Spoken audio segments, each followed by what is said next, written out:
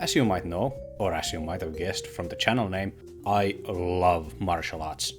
During 2025, I've tried various indie games that are in one way or another related to martial arts or hand-to-hand combat in general, and I'm here to talk about 3 of my favorites I suggest you all to try out. Especially the last one, it's so good. I can't wait for you to hear about it. First, we have Acts of Blood by Exil Team. It's a third-person beat-em-up game clearly inspired by the game Shifu as well as the Raid movie series. With both the Raid and Exil Team hailing from Indonesia, it's not a surprise really. The gameplay is fairly straightforward. You have a button for punches, kicks, parries, picking up weapons, dodging, and pushing. The punch and kick combos are both 5-strike combos that can at any point be switched to the other. For example, you can punch 3 times and if you kick it goes immediately to the 4th kick of the kicking combo. With skill points you can also get new strikes for both punches and kicks. You can parry your enemies and your enemies can parry you. If you're fast enough you can parry their parries, so the gameplay has at least a little depth to it instead of just mindless mashing of attack buttons. There's also this push attack, which next to a ledge is OP. You can just shove everybody out of the ring all day every day. When you get the opponent's shield and health low enough, you can perform finishing moves which range from cool and brutal to just straight up murder. There's also some gunplay, but it's fairly rudimentary third-person shooting and honestly not really worth talking about, to me at least. Now, how about the thing I usually focus on? Authentic depiction of martial arts. Most of it is pretty good. Basic but varied punches and good looking sharp kicks to all heights. Also, the unlockable hold down attacks look really nice. Stuff like spinning back elbow, sweeping low kick and a knee from a clinch. Good stuff.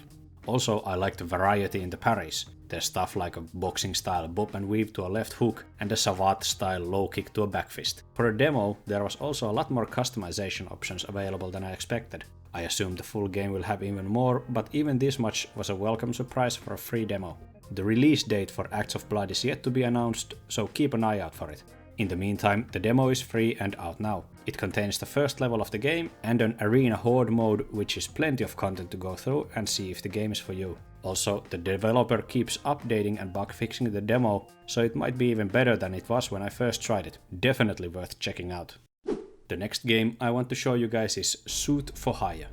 Shoot for Hire is a mix of shoot 'em up and beat 'em up by God Mode Interactive. You can choose between playing the game in either top-down or third-person mode. I personally went with the third person just to see the melee action better. The game takes obvious inspiration from the John Wick movies with its content and style. You play as a suited up hitman carrying out hits against powerful and well-guarded crime guys. Well, how's the gameplay? It's an excellent mix of ranged and melee combat with separate buttons for shooting, punching, kicking, dodging, parrying plus executing, and taking a human shield. Your main weapon is the pistol, which kills most basic goons with one shot, but you only have 2 magazines. To replenish ammo, you must either find them on the ground or execute an enemy. This forces you to mix up both ranged and melee combat to not get stuck with an empty gun and risk getting overwhelmed. You can also slow time and do a Max Payne style dive to get out of hairy situations. You know, like the no. Also, to make up for the shortage of ammunition, you can pick up your opponent's weapons or guns that just happen to be lying around. In many ways, the game is very similar to Acts of Blood, but with the previous focusing more on hand-to-hand combat with guns as an afterthought. Here, the focus is more on the gun side of things, with the melee side of things lacking in as much variety. Not saying either one is bad, just focused differently. How about the martial arts authenticity? It's good. The basic combo is 1-2 lead hook, rear hook, back fist. You can mix up a kick anywhere in between to get round kicks, spinning hook kicks and sweeps for some excellent stand-up choreography. Throwing high spinning kicks with 5 weapon-wielding goons around you isn't realistic in the slightest, but neither is slowing down time. It's fun as hell though, and it fits the style of the game, which is the main point. And the hand-to-hand combat does look at least feasible and authentic if not realistic. Executions include things like a judo seoi nage, dropping leg sweep to a gunshot, suplex and pistol whipping, so there's a lot of variety in how you can take out people. The game makes you feel like a total badass when in the span of 10 seconds you go into a room, take a guy charging at you as a human shield, take out ranged opponents with your gun, throw the human shield away and take the rest out with your fists, or the weapons drop from your enemies. Even though the enemy AI isn't all that smart, the game is still challenging and you have to approach different scenarios sort of like a super fast-paced puzzle, like how to take out the most dangerous foes first and still keep yourself moving in case there's melee goons charging you from behind.